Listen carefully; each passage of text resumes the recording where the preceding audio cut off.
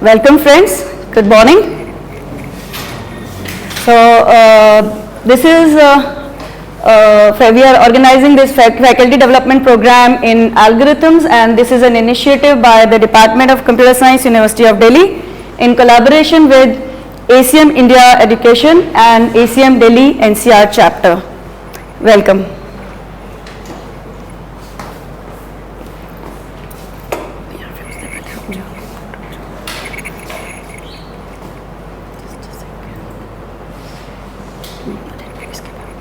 After this, after that, where is this?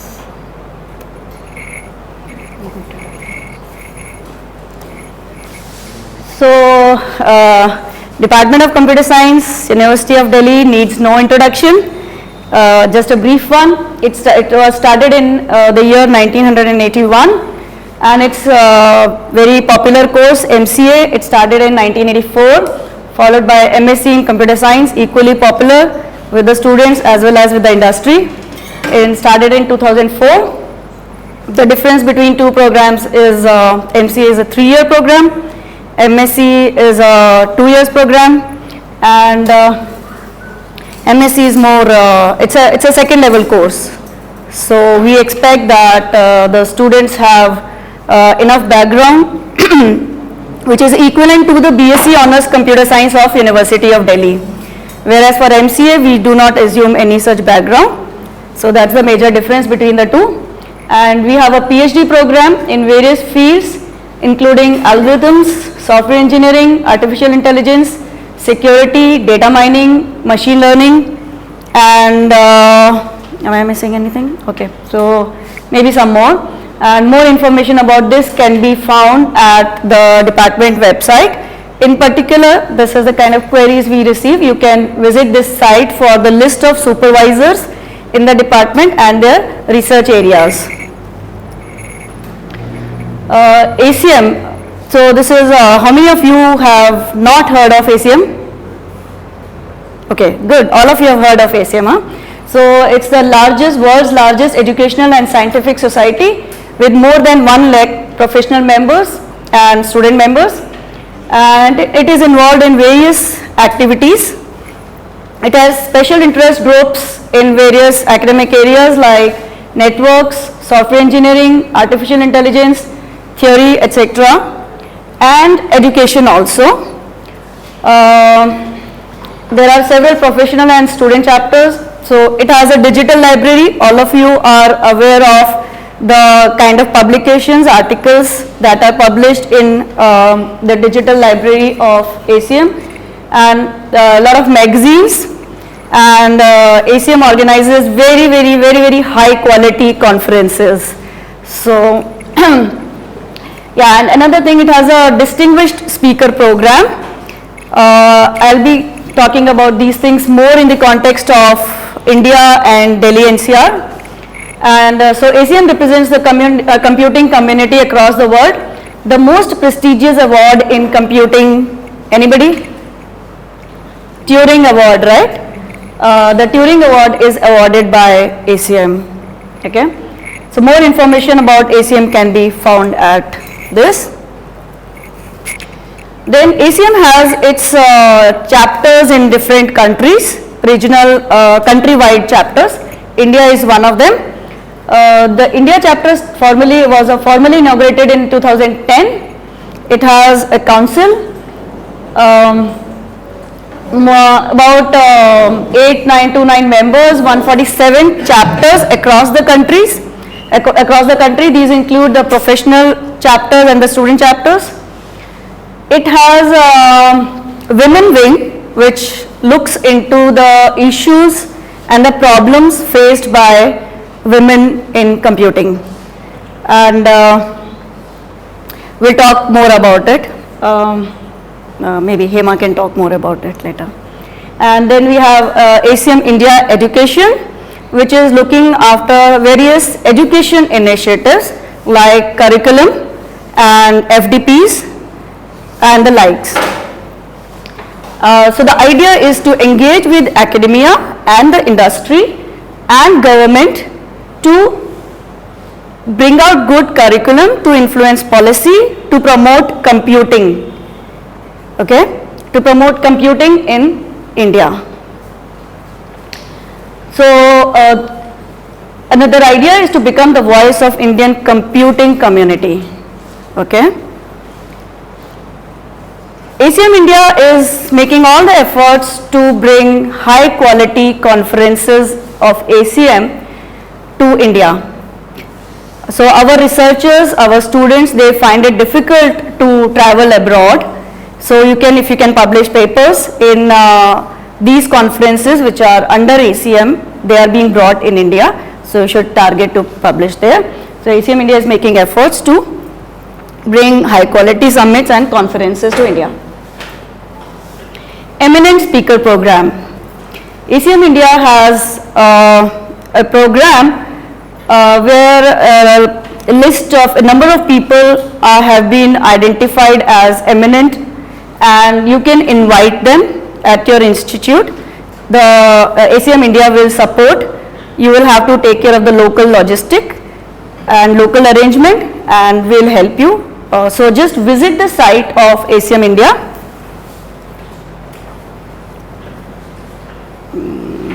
It's not come.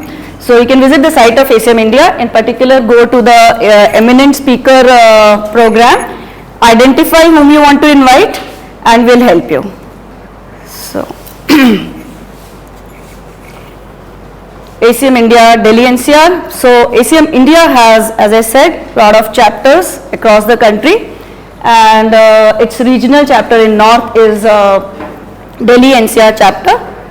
It was started in 2011, and so the important point here is that ACM India and ACM Delhi NCR chapter, the people involved are really coming from elite institutes and very highly placed people from top in academia as well as industry. So we have people working for it from IITs, triple IITs, TIFR, ISC, CMI Chennai, SSN Engineering College Chennai, and TCS, IBM, Google.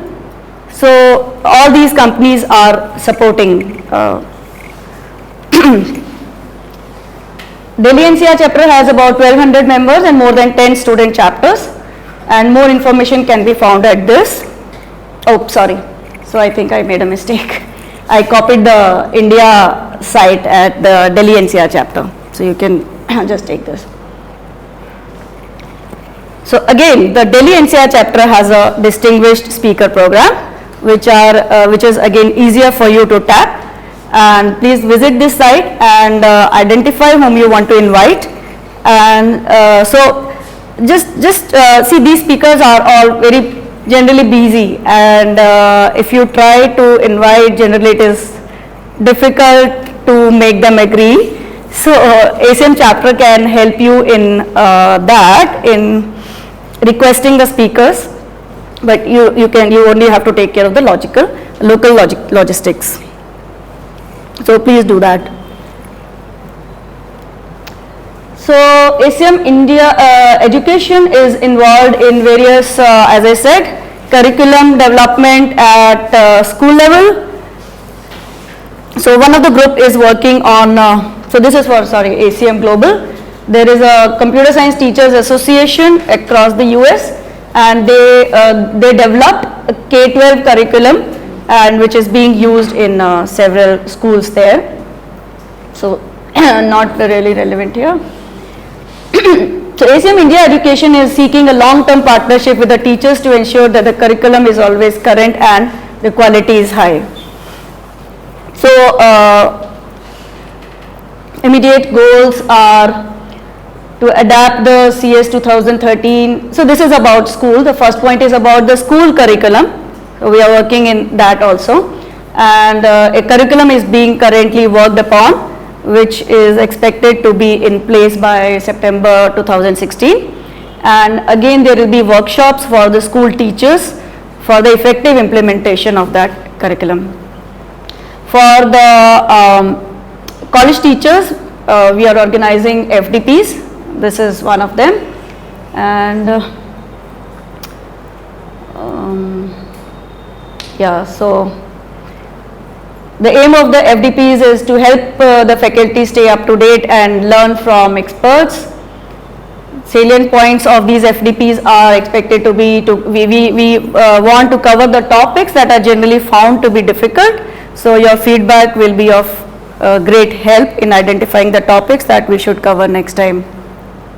Create reusable material and share on web-based platform. As you have seen, we are recording the whole proceeding and we'll put it up.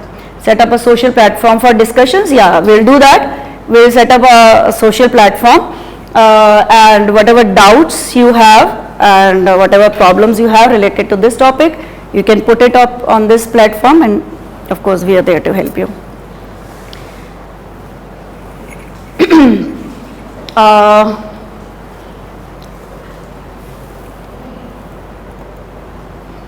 So FDPs that are held in past, one FDP was held in Chennai with more than 20 participants, Pune roughly about 13 participants. So I think we have good participation. Finally, we need to work together to improve the quality of education that we impart. We have to work together, and we would be happy if any one of you would like to volunteer to organize an FDP. Okay. So the kind of support that ACM will provide is identify the faculty. We can help you in identifying the faculty, and partial funding and web-based platform. Of course, be a member of ACM to take full advantage of the organization. Besides the digital library that you get access to, of course you have to subscribe for that, e-magazines you can get, and ACM also sponsors students to present their papers. Okay.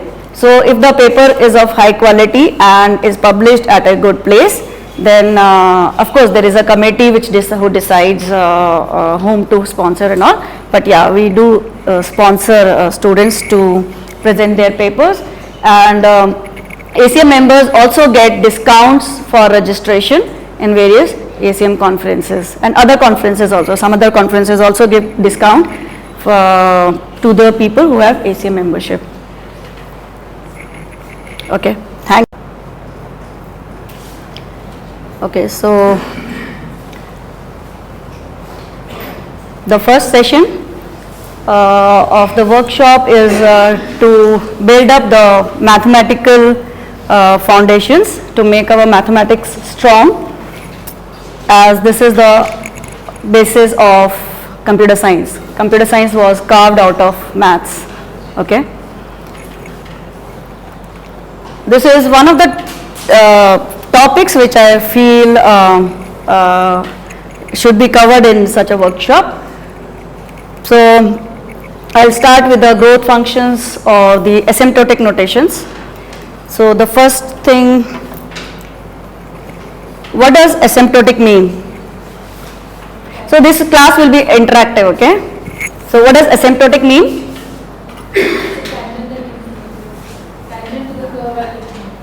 Okay, basically it means at infinity, anything at infinity. Okay, anything at infinity we say it's asymptotic.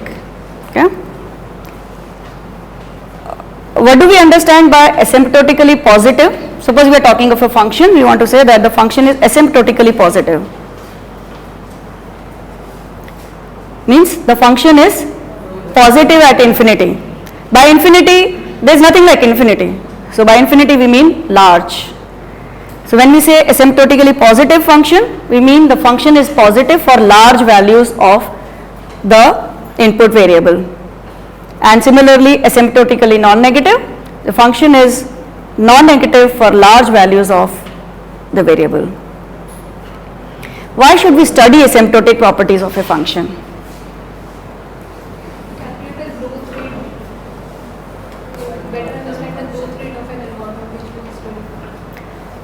But why asymptotic?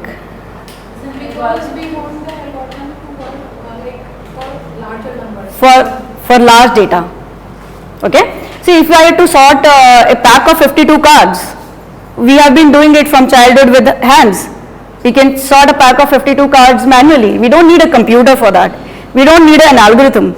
We were all this while using an algorithm without even knowing the word algorithm, right? But computer science, when we switch to the computer algorithms, we want to deal with large data size, right? So that is why we want to study the functionality of a function, how the function behaves for large values.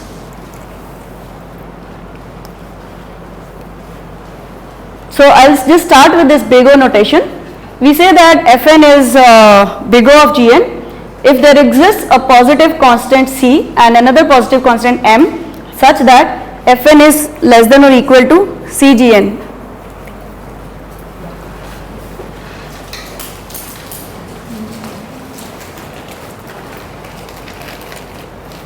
What does it mean? That Fn grows no faster than Cgn for large n. What does that mean?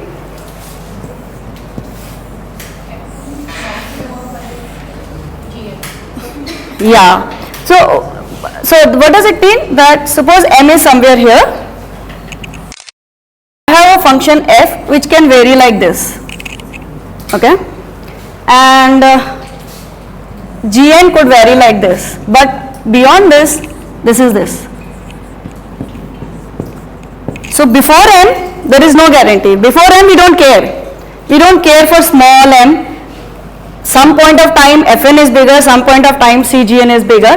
We don't care. But after some time, this property holds that Fn is always bounded by Cgn.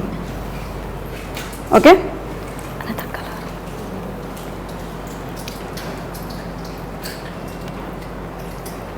But why the constant C? Why I can just say Fn and Gn. Okay? So then the question comes, why are we studying this?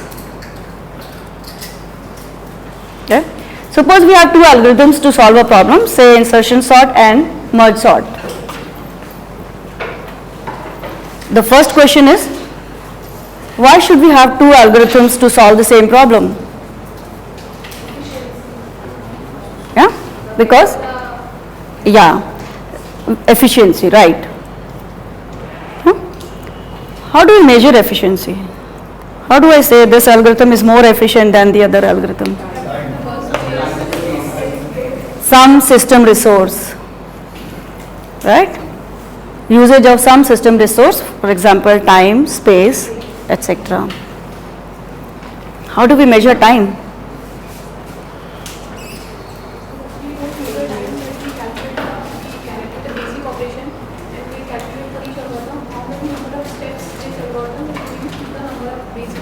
Why? Do we talk of time like that? At the end of the day, what we want our results faster. And the result will be faster if the algorithm is faster. It's more efficient.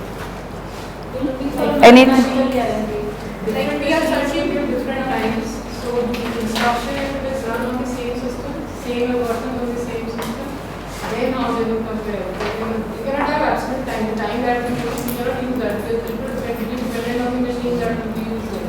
Okay, so if I say the time, general concept of time should be time, right? The general concept, no. You have to solve a problem, minimum number of steps. But that's not how we talk about time. When I say time, it should mean time. Different machines. But why are we not talking about time? Why are we counting the steps? As Habib has rightly pointed out. So the first thing is, anybody would say system clock. Use the system clock to compute the time. Okay, I mean you remove the input and output time, just take the time of the algorithm, let the algorithm run. Okay, that's what time should be. But as she rightly pointed out, some algorithm on same algorithm on different machine may give different time. For that matter, on the same machine run at different times. because it is affected by so many other parameters. What is the load on the machine besides other things? Okay? So same algorithm on different machines gives different time. So we can't really use the notion of time to define the time taken by the algorithm. And hence we count the number of primitive operations. Primitive operations. Okay? What are primitive operations? Addition, multiplication, comparison, assignment. Okay? These are all primitive operations. Though the system time each one of them takes is different, but we call them as primitive operations because they take constant time. So since we don't know the exact time that the machine on which this algorithm will run will take, so there will be a factor of a constant anyway. Okay? So there will be a constant multiplication of the exact time anyway. So we do away with that and we ignore the constant c. We want to ignore the constant c while computing the number of steps, while comparing two algorithms. Okay? We don't want to get into that complication. Moreover, as n becomes large, the role of c becomes smaller and smaller. Okay? Why the constant c, m?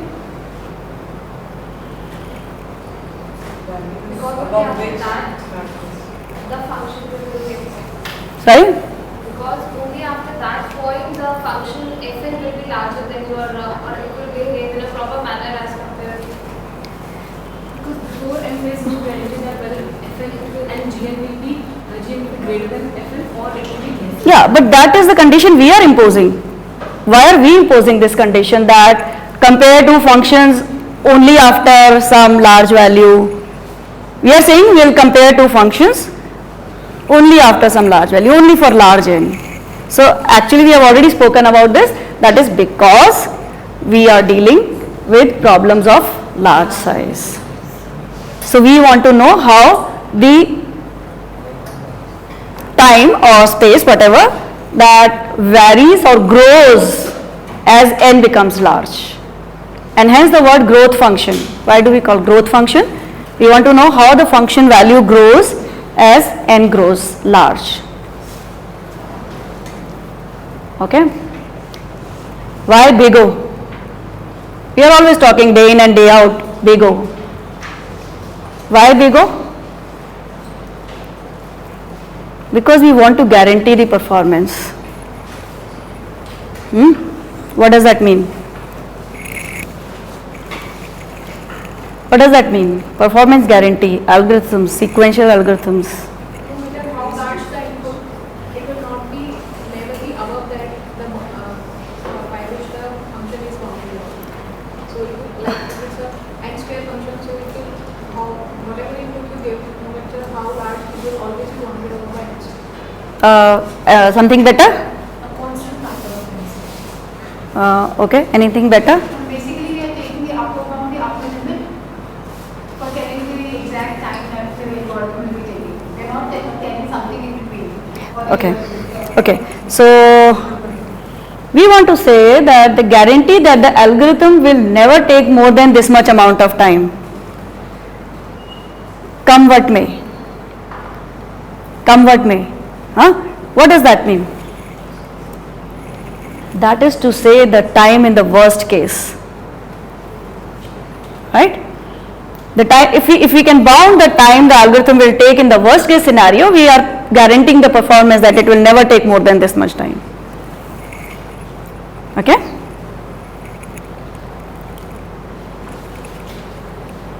So let's see some asymptotic bounds of some common functions. Polynomial of degree D with leading coefficient positive is order n to the power d.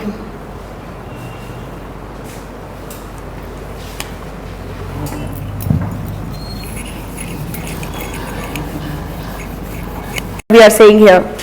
So suppose we have a function f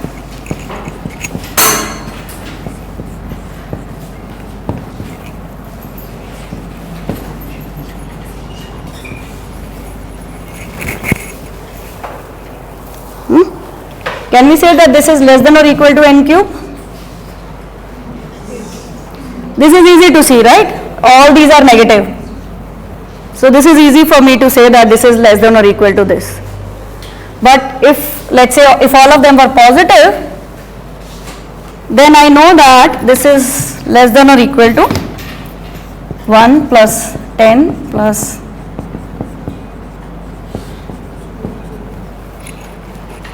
individually I am bounding this 10n square is less than or equal to 10n cube, 100n is less than or equal to 100n cube, and 1000 is less than or equal to n cube.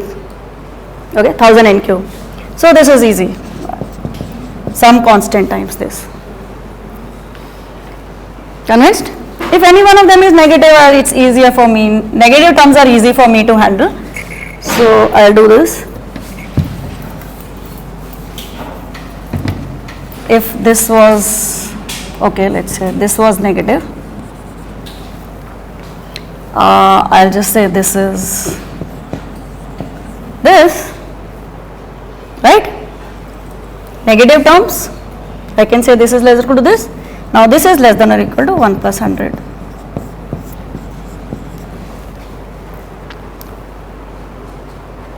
Right? So a polynomial of degree d with leading coefficient positive is order n to the power d. You can check it, it's not really true if the coefficient of leading term is negative. So you won't be able to prove this thing. Just check it out. If you have any doubt, just come back to me. Now let b be a base, b greater than 1 and k greater than 0. Then we have log n to the base b is equal to order n.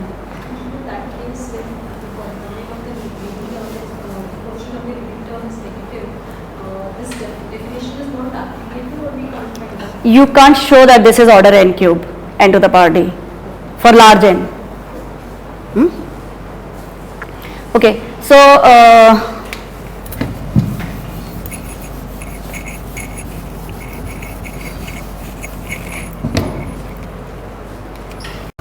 Fn is equal to I'll take b to be natural log. Allow me to use it's better. Okay, so allow me to assume b, the base b to be the natural log. Now I'll show this proof.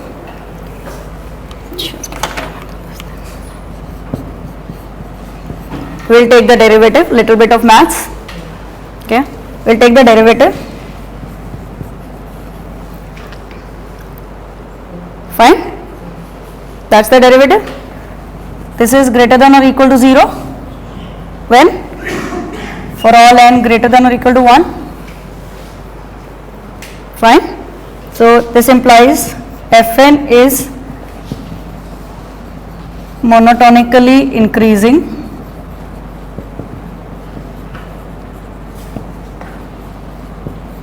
for n greater than or equal to 1.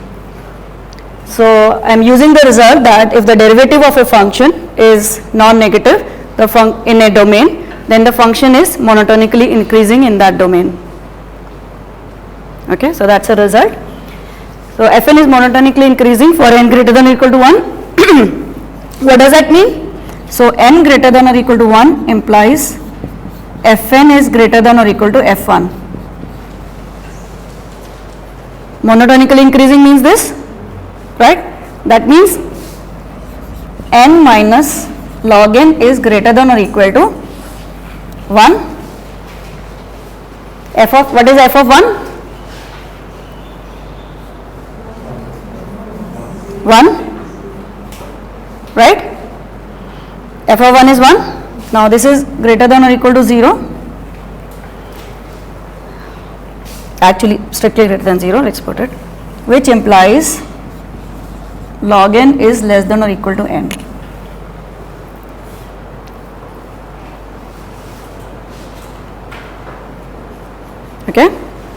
So log n is less than or equal to n whenever n is greater than or equal to 1. Well, this is okay. Fine. We always wonder how do we prove log n. We always use this result, but how do we prove it? So simple. Okay.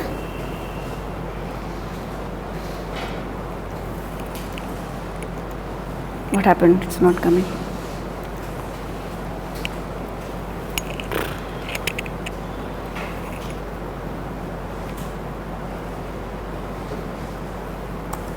Okay. So, well, this is trivial. If log n is big O of n, then it is big O of n to the power k for any k greater than or equal to 1. That is trivial. Well, we need to actually prove it for k less than 1, but that proof I am skipping. Okay. I can give you this thing, just an intuition as to how we can do it, or just do this. Okay. So what we have shown? We have shown that this is this for all n greater than or equal to 1. You just see that now see for k greater than 1 it is trivial, right? Because we have proved log n is less than n less than or equal to n. This is less than or equal to n to the power k for all k greater than or equal to 1. This is trivial. But my claim is for k greater than 0. So k could be smaller than 1 also, and that needs a slight proof. So this is this. So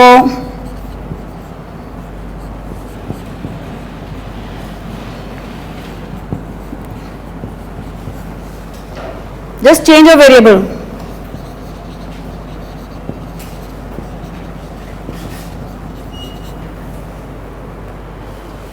Simple change of variable. If this is applicable, so I am just n to the power k, this n to the power k, and I have to replace this also by n to the power k. Okay. Now this means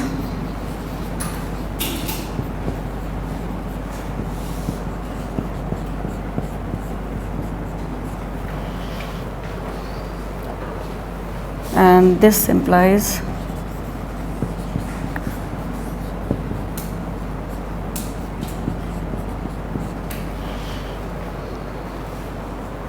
we have not used anywhere k greater than 1, so this is applicable whenever k is greater than 0. Be just k greater than 0. So this is my new c. So I have obtained log n is less than or equal to c times c to the power this for all n greater than or equal to 1.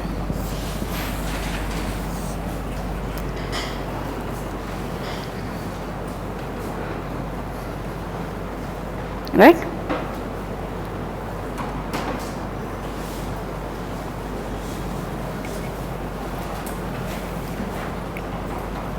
Fine? Simple?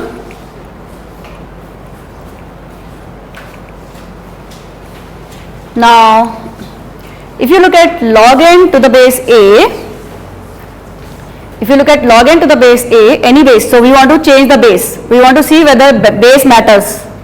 So the claim is that the base of the log does not matter.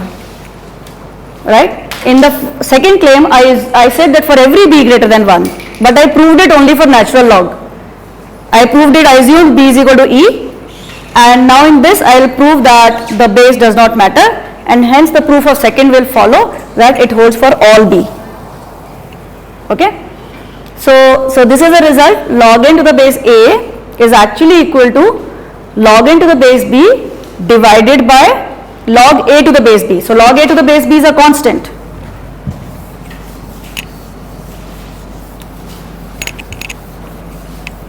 Base a is equal to b to the base a, right? A to the base b, right? Yeah. This is a constant, so I can write this as c times log b to the base a and log n to the base b, right? So this is true for any a and b. Okay, So if I am writing log e to the base n is equal to order n, and my log n to the base b is less than or equal to this, I mean c times some c times this, then this result holds for this as well. This c is that only. I can write this as log of c to the base e.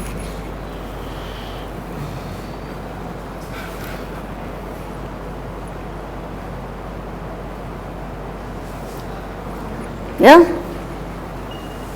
So I can change the base. And still my result holds. So what have we said so far? The function log n in any base is bounded above by a polynomial of any degree greater than 0. Polynomial of any degree greater than 0, even square root n. Okay? So what have we proved? Log n is bigger of square root n. Have we proved this or not?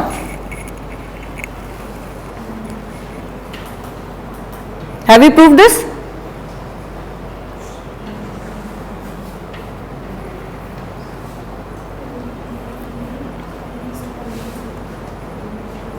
Have we proved this or not? How? Take k is equal to half in third claim. Yeah? And so on. So what actually we have proved that log n is big O of n to the power epsilon. As soon as we say epsilon, we know we are talking about a small value. Okay? This is true for every epsilon. However small power of n, your log n will be smaller than that. Asymptotically, remember, asymptotically.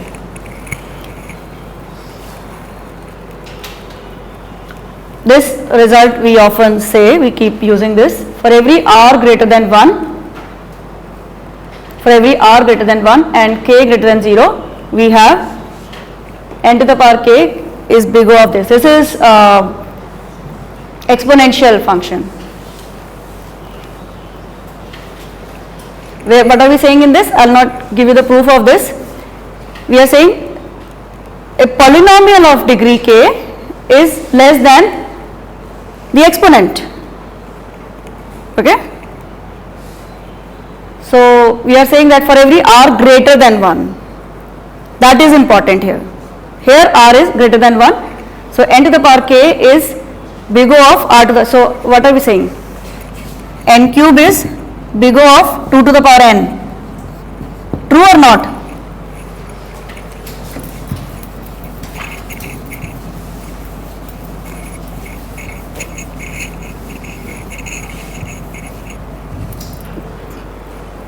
True or not? Right? But if I say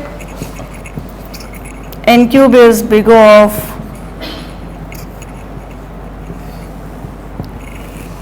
true or not?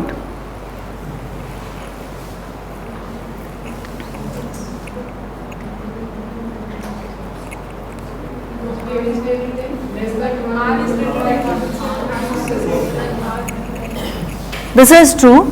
This is not true. That is less than 1, so whatever it is multiplied with something with less than 1, it will be reduced further. Yeah. So this side Yeah. will be reducing. This side will be reducing or this side? This side will be reducing, right. So this is a monotonically decreasing function. It is decaying. As n grows, it is decaying. And this is increasing. So this is increasing, this is decreasing. So this is bounded by this is not bounded above by this. Yeah, so the r is less than 1 or greater than 1 is important. Similarly, you said we have a polynomial with leading coefficient negative. That is also So it is big O n cube. If it is minus n cube, for example, of polynomial, then we can say to prove what? Minus n cube is big O of what? n cube or any other. N cube, it's big O of n cube is fine.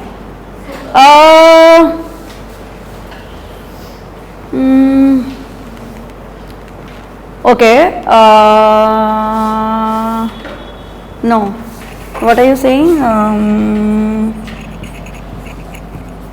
This is okay. Or in fact, This is okay. Yeah, this is okay. Yeah, this is okay. This is okay. Fine, it's okay.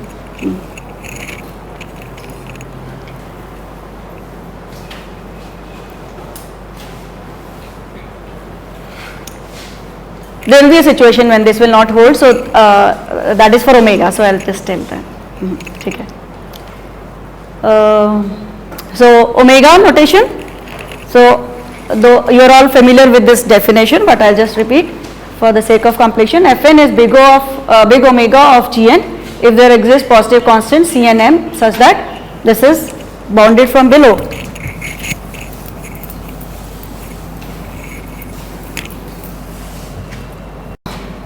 So again the same story.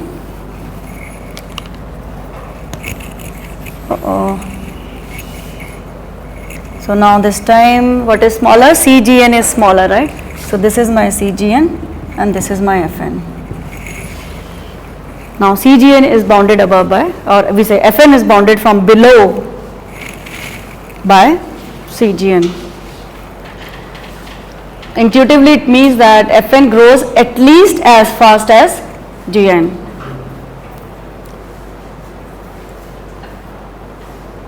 So we'll visit the same functions for omega notation. Polynomial of degree d with leading coefficient positive is omega n to the power d. Let's see this. Now this will not hold if the coefficient is negative.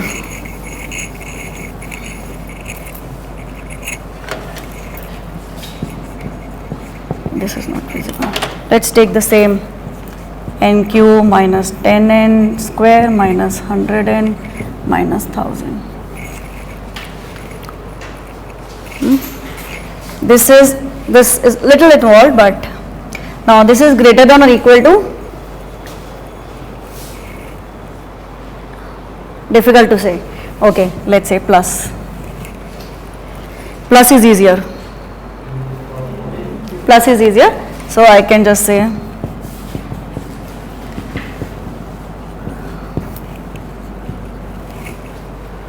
plus is easier.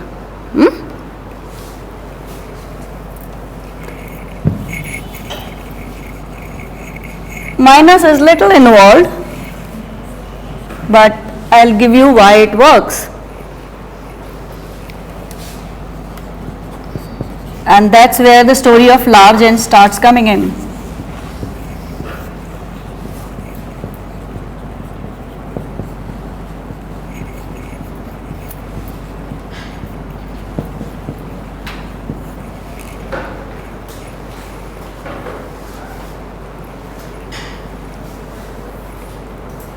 Though the presence of these negative signs makes the function smaller, but because the coefficient of n cube is positive, it has the power to absorb this negativity, and this is reflected in this. I break it up in 3 parts, and now I can say that each of these parts is greater than or equal to 0. Each of these parts is greater than or equal to, well, I'll need 4 parts.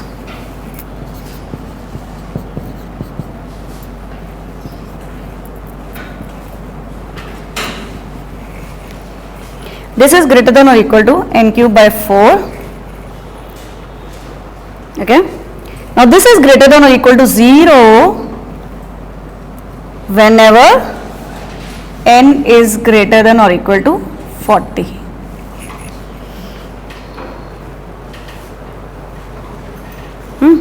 Similarly, we can say that this is greater than or equal to 0 whenever n square is greater than or equal to 400. This is greater than or equal to 0 wherever n cube is greater than or equal to 4000. So we take a large n, and for that large n we can say this. I'm just giving you the idea, I don't need to worry about the details, just giving you the idea that n cube has the power to absorb this negativity, and that's why it works.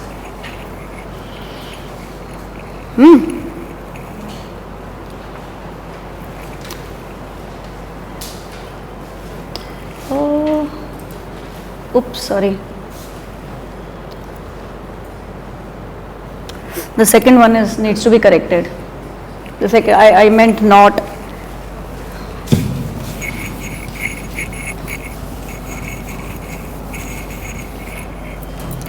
The second one needs to be corrected. Please make a note.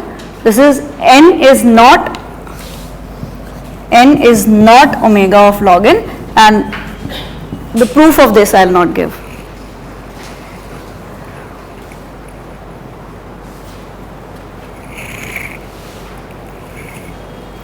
Change of base. We had seen that they differ exactly by a constant. Log n to the base a is equal to log n to the base b divided by log a to the base b. So the omega also holds. We have equality, so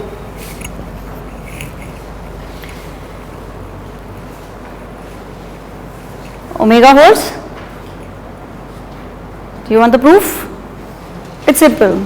There is a constant sitting between them by equality. So omega holds here. This does not hold. Again, there is correction. This exponential. Okay. So this is. Did I make that also? Oh, I'm so sorry. I thought it was in the same sequence. So I'm so sorry. So this is okay. This is okay, and this is okay. This is okay. What we had seen earlier, log n is big O of n. Now I am saying n is omega of log n. What did I say earlier? N to the power k is big O of r to the power n, and now I am saying r to the power n is bigger. I am saying the same thing. Here I said log n is smaller than n. Here I am saying n is bigger than log n. Same thing. Here I said n to the power k is smaller than r to the power n. Here I am saying r to the power n is bigger than n to the power k. Same thing. Right?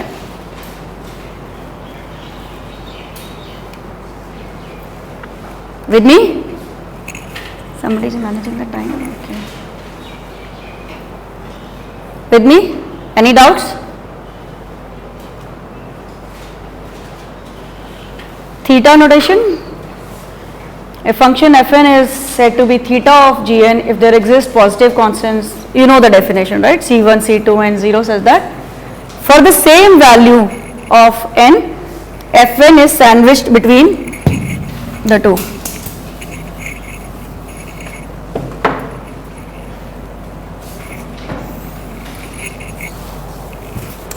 Okay, let me just draw this.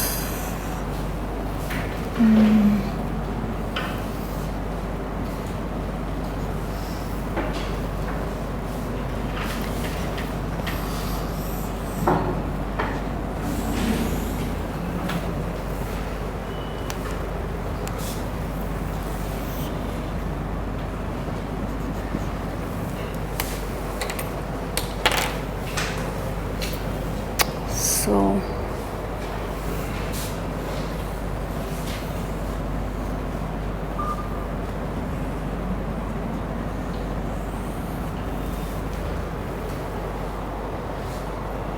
नहीं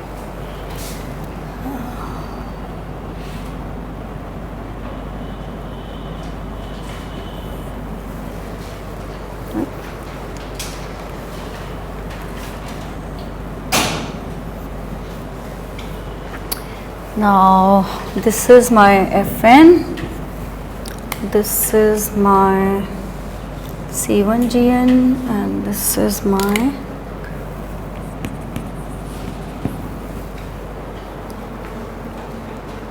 what am I trying to show here?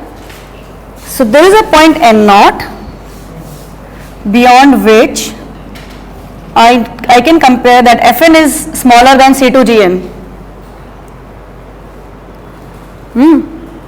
And here if you look at this point n1, then C1Gn is smaller than Fn. Now what is my n0? That n0. n1. So beyond n1, both the inequalities hold. Between this, one of my inequality holds, the other one does not hold. Sigma gn should also be leading. Sorry? Sigma gn should also be leading by the end. Yeah, so we are assuming, yeah. It should increase, but Yeah, we can do that. Yeah, we can. I'll have to redraw. ठीक है, मैं करती हूँ इसको. ठीक है.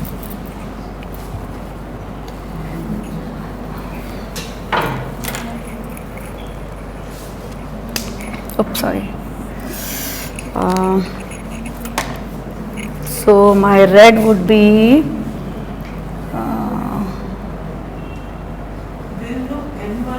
No, we'll have it like this. We can have it like this. Something like this we can have. So my my n1 will shift here. थोड़ा सा उसको एक बार तो decrease होके होना ही पड़ेगा. Because as per definition तो कोई issue नहीं है अगर कोई as per definition नहीं है, but we assume such a function we want non-negative functions. We want non-negative functions. So as per definition there is no. Yeah. Anita, you were asking something? There is no n1 in the definition, right? So what I was trying to show here was beyond n0, one inequality holds. Between n0 and n1, the other equality does not hold, but beyond n1, both the inequalities hold. So this is the n1 that I am looking for, the maximum of the two.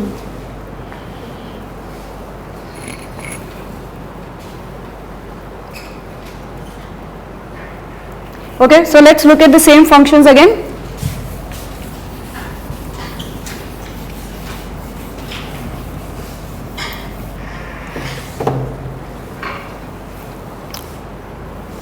So polynomial of degree d with leading coefficient positive is theta of n to the power d. If you remember, we have shown that this is omega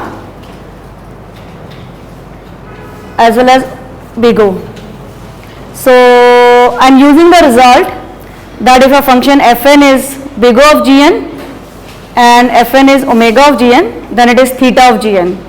I am skipping, I have kind of given you the intuition behind this in the definition itself. So I am assuming that. So a polynomial of degree d with positive coefficient, leading coefficient is order n to the power d, omega n to the power d, and hence it is theta n to the power d. Yeah. Now log n is not theta. So when we say theta, we mean equal, right? When I say fn is big O of gn, I mean fn is, we start using kind of fn is smaller than gn. When I say fn is big omega of gn, we start saying that fn is larger than gn. When we say fn is equal to theta of gn, we mean they are equal in asymptotic sense. So log n is not equal to n. Okay, so log n is not theta, so I am not giving the proof of that. But this is theta. We have seen that log n to the base a and log n to the base b, they are equal, they differ only by a constant which is log a to the base b or whatever, 1 by log n to the base b. Polynomial and exponent are not same. So we know this result, but of course I am not giving the proof of not anyway. So here so another thing is base is important in exponential functions. Base is not important in logs, but base is important in exponential functions. That is to say that if 2 raised power n is big O of 3 raised power n, but 3 raised power n is not big O of 2 raised power n, and hence 2 raised power n is not theta of 3 raised power n. That is, they are not equal.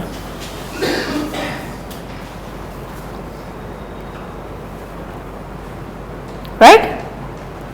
Base is not important in log, base is important in exponential functions.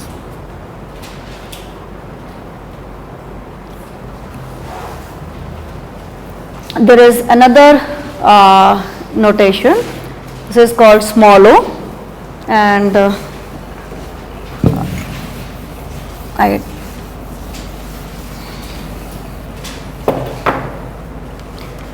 we say that a function fn is small o of gn if for every constant, every is important, for every constant c greater than 0, there exists m greater than 0 such that fn is strictly less than c times gn for all n greater than or equal to m.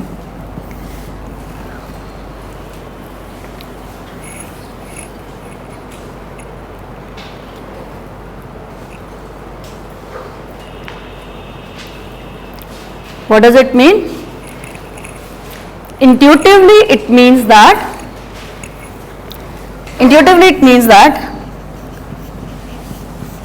Gn by Fn is greater than a constant for every constant. That means they differ by more than a constant factor. There is a non-constant factor sitting there. For example, if I talk about n and n square, then n square by n is n. It is not a constant. It is greater than c for every c. Give me a c, I can find an n such that this is greater than that number. Intuitively what it means is that, for example, a polynomial of degree d, I assume coefficient positive, a polynomial of degree d is not small o of n to the power d.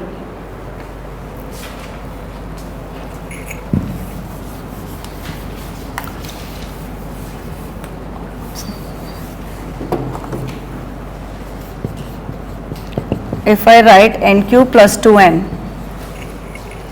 and if I write gn as n cube, however big this is, or however small this is, however small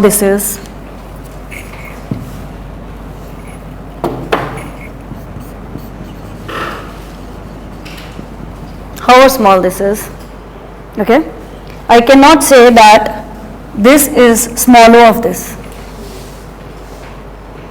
I cannot make this, well, we should take small or large? Large, I guess. I guess large.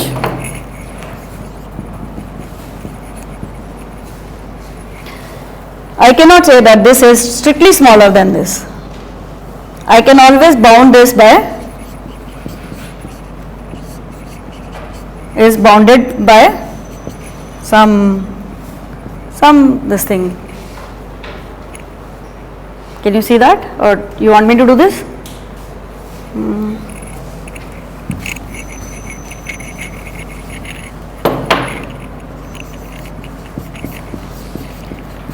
Is equal to n cube divided by, what do I want to show? That this is less than or equal to something, huh? This is greater than, this is greater than n cube. So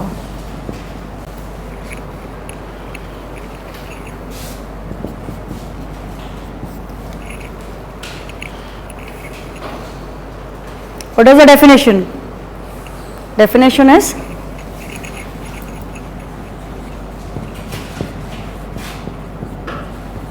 for all constant c.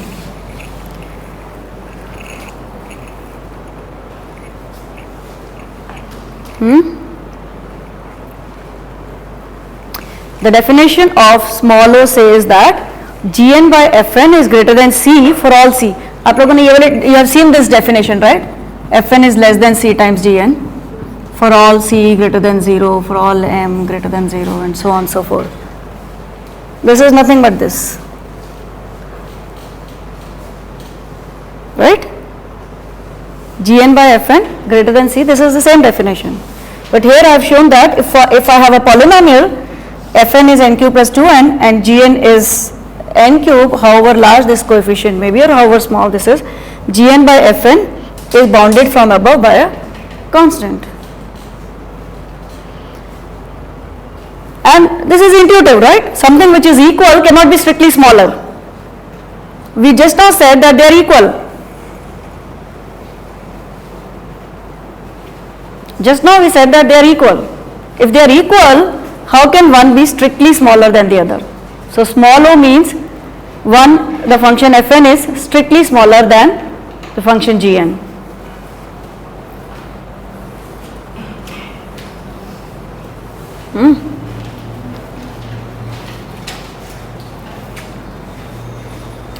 So log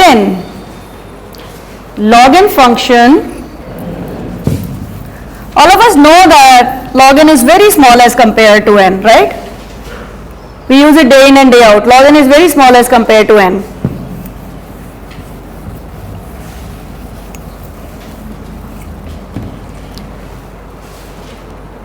When we said log n is big O of n, does it tell me that log n is very small as compared to n?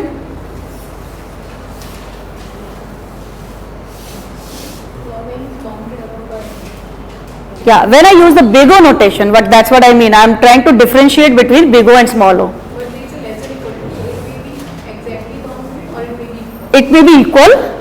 So this does not tell me that log n is very small as compared to n. It says less than or it could be equal.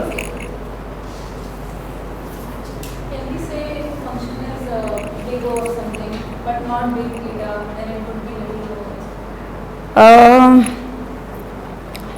Yeah, I guess you will, if you are saying that if you are able to prove that it is not theta, then you should be able to prove that it's small o of, if you are able to prove that it's not theta, it would mean that same thing only. It would mean proving small o. It would mean proving it's strictly less, right? Right? Yeah? Okay, so what she is saying is, if I have proved this and I have proved this, does it imply this? Yeah? Okay? So, right. So, the coming back to this, log big O does not tell me strictly. She said A is less than equal to 2, but A is great. If you revert the sign, greater than equal, if you put the omega sign, it is greater than equal in lot of. It's not greater than or equal to. We say that it may say that it is not less than. Yeah. If okay, so what she is saying is, if we have proved this and we have proved this, does it imply this? This does not mean A greater than equal to not. This does not mean equal to is also. Not is also excluded now. So because equality is also excluded, that is why we can say by. It's not of R. Equality has also. Okay, so this is okay. So this is not of A or B. So it is A and B. Right? Okay. Fine. So if you have proved this and you have proved this, then you have proved this.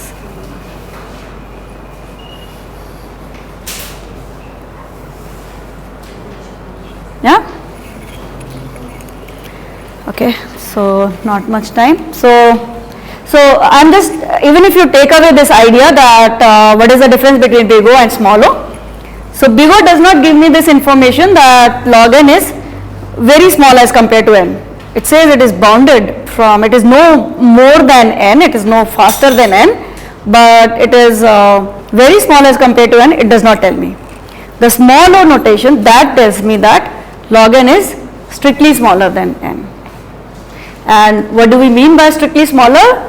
Because we have all been talking with a constant factor between the two functions. We have been talking about the constant factor c between cn and gn. So when I am talking in the same notation that fn is strictly smaller than cgn, I mean they differ by more than a constant factor, right? More than a constant factor is sitting between them. I'll take one more example.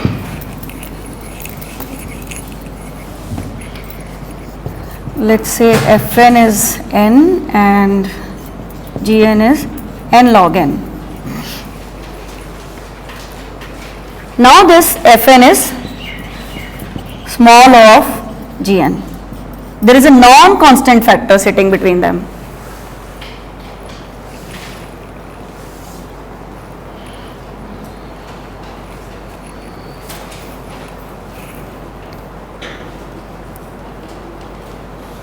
So wherever we have proved theta, they cannot be smaller, right?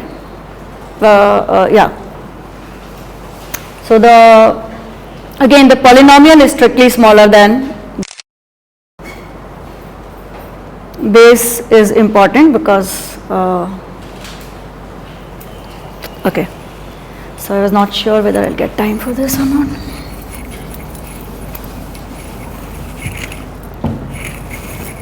Okay. I'll write this example once again. Fn is n, Gn is n log n. Fn by any Cgn will be n divided by any Cn log n. What do we mean by a non-constant factor sitting there? Now if I take a limit of this as n tends to infinity,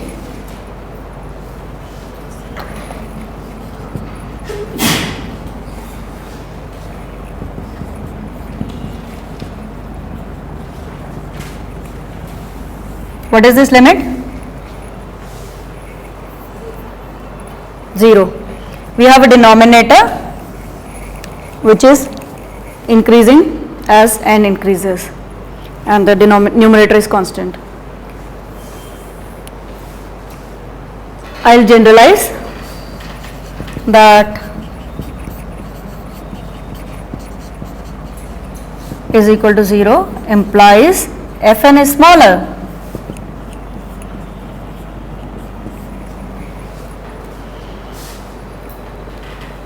When will this limit be 0? When the denominator grows much faster than the numerator. Okay? So we say that Fn is strictly smaller than Gn. Fn grows much slower, Gn grows much faster. There is a non-constant factor in the denominator. Okay? Why can't we use the same thing in case of big O? Like, sometimes it makes easy for us to see whether the function is big O or not. Okay, so for that we have a different result actually. For that we have actually theta result. I think that will also come up. I'll just get back to that. We'll have theta for that. I'll come to that. So the result that we proved for, we showed that log n is big O of n. To prove this, we defined a function, we took its derivative, showed that it is monotonically increasing, and hence we showed this, right? Now, showing that log n is smaller of n is not that easy. You have to show for every constant, not just one constant. You have to show for every constant. So this notation, it comes handy. You can see that limit of log n by n as n tends to infinity is, just find it out. How will you do this? Don't tell me because log n is smaller than n, therefore log n grows slower, n grows faster, therefore it is 0. That's not how you get it, because that's what we want to prove. So don't use what we want to prove. Yeah? So you will have to use L'Hopital's rule for taking the limits. I will not go into that.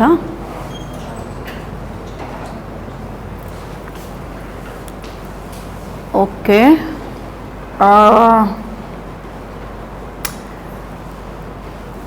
Earlier we proved that this using L'Hopital's rule limit. I can do that also. Okay. So this can be done. What is this? I remind, this implies that log n is actually n to the power epsilon, however small epsilon is. Logarithmic function is strictly smaller than a polynomial function, however small its exponent is. Now I am going a step further. Even if I increase this, I make it square, it is still smaller, strictly smaller. I make it 3, I make it 4, and in general I have this result. Log n to the base m, however large m is, whatever large power of n, that is asymptotically strictly smaller than any polynomial order n to the power k, however small k is. Okay? That's a result which is useful in general. This is yeah, okay. So this second result for every r, I left the proof of this. I did not do the proof of this, n to the power k is big O of r to the power n. Now you can prove this, that this is small o, using the limits. Again, use the limit and L'Hopital's rule for derivation, and you can show that the limit is 0, and hence the small o follows. One question. We have seen that if a function is big O, it does not necessarily imply that it is small o. Is the converse true? If a function is small o of Gn, Fn is small o of Gn, does it imply it is big O of Gn?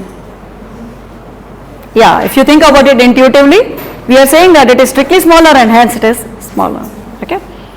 Alright, so now coming to this, if the limit of Fn by Gn is a non-zero constant, it's a non-zero constant, then the two functions are equal.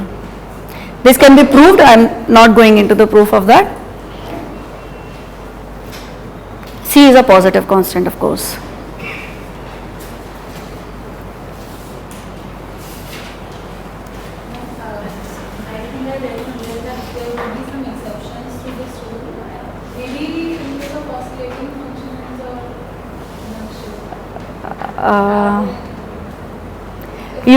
I was trying to apply the same thing in Vigo, but then I read a statement of caution. Big O, I mean this theta implies big O, yes, if you are using it that way. No, not in that case, exactly. But sometimes to prove big O also, I use this, but those are standard functions. So that's kind of an alternative proof, but there's a word of caution that it doesn't always work. Maybe it's because of possibility. There could be other reasons as well. So if you give me the example on which you were working, just throw me a mail and I'll get back to you on that. So just as an exercise you can try to do it, we won't do it here. You can try to arrange the following functions in ascending order of their growth rate. Okay. Questions?